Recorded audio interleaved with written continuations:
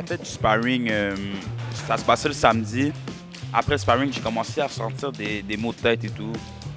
Je filais pas trop bien. Après ça, je me suis dit, peut-être ça va passer. C'est sûr que j'ai reçu des coups à la tête, parce que c'est sûr que comme je vais avoir un petit peu mal à la tête, c'est normal. Après ça, plus les jours avançaient, j'ai ressenti un petit mal de tête et tout. Mais après, le mercredi, j'ai remis les gants. Pendant le sparring, j'ai pas reçu de choc. Je me suis pas senti ébranlé et tout, mais juste le fait de mettre les gants avec des personnes beaucoup plus lourdes que toi, ça fait vraiment une grosse différence. Le jeudi soir, dans le fond, j'ai commencé à avoir mal à la tête. Je regardais la lumière, je me sentais étourdi. Je descendais les marches, j'avais de la misère à descendre les marches, j'avais des pertes d'équilibre et tout. Après ça, je suis allé voir un médecin et puis là, c'est là que j'ai vraiment su que j'avais une commotion cérébrale. J'ai pas rien fait pendant 1 mois et demi, pas de sparring, pas rien, même pas d'entraînement et tout. Ça a vraiment duré longtemps. C'est pas normal d'avoir mal à la tête quand on boxe. C'est fréquent, ça nous arrive. C'est sûr, on fait un sport où on donne et on prend des coups, mais ce n'est pas normal. Même moi, ça m'est arrivé d'avoir des maux de tête ou de sentir que je pouvais pas bien me concentrer. Des soirs où, après un sparring, j'étais censée travailler à l'ordinateur, je sentais que je serais pas très productive, alors je me reposais. Quand ça vous arrivera de vous sentir dans le brouillard un petit peu, de vous sentir fatigué, d'avoir mal à la tête, reposez-vous. Et si les maux de tête se poursuivent le jour d'après, dites-le à votre entraîneur, soyez pas gênés. Remplacez le sparring par autre chose. Il y a tellement de choses que vous pouvez faire dans le gymnase, du travail 2x2, de travailler vos déplacements. Il y a tellement d'aspects de votre boxe sur lesquels vous pouvez travailler au lieu d'aller prendre des coups tout de suite. Vous êtes le seul ou la seule qui peut ressentir ces symptômes-là. Alors, c'est votre devoir d'athlète d'en parler à votre entraîneur quand ça arrive.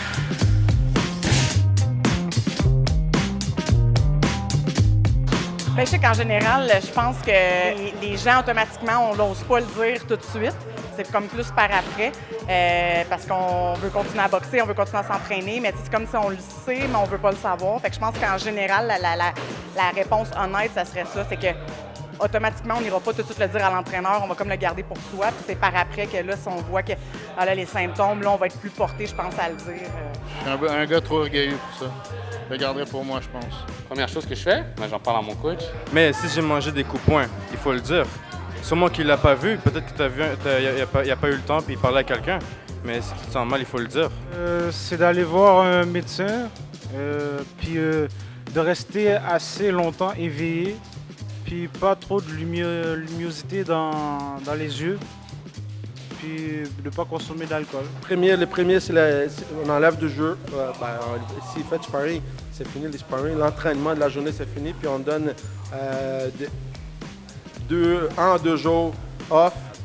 Je vais jamais le laisser seul, poser beaucoup de questions. Il faut l'écouter, il faut le regarder, il faut l'analyser.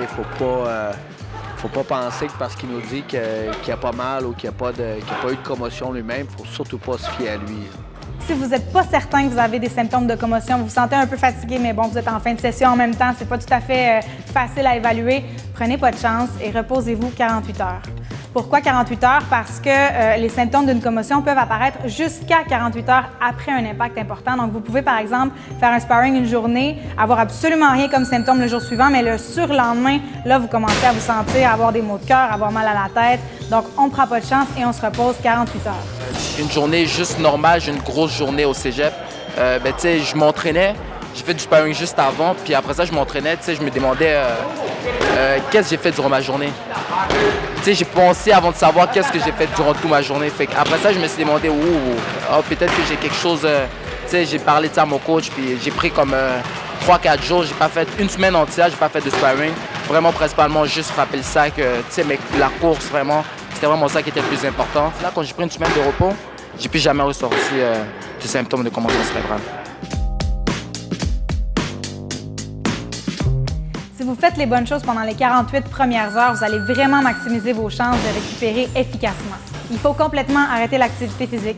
Il faut également limiter les stimulations auditives et visuelles, donc porter des lunettes soleil, des bouchons. Limitez également votre exposition à tous les types d'écrans, ça veut dire pas de télévision, pas d'ordinateur, pas de cellulaire, pas de texto non plus. Évitez aussi de vous concentrer longtemps. Finalement, restez hydraté et relaxez-vous. Alors simplement faire des exercices de respiration, ça peut aider beaucoup. C'est un processus qui est long à guérir et justement, ça prend le temps, puis il faut vraiment prendre le temps de bien guérir ça, sinon ça va revenir par la suite.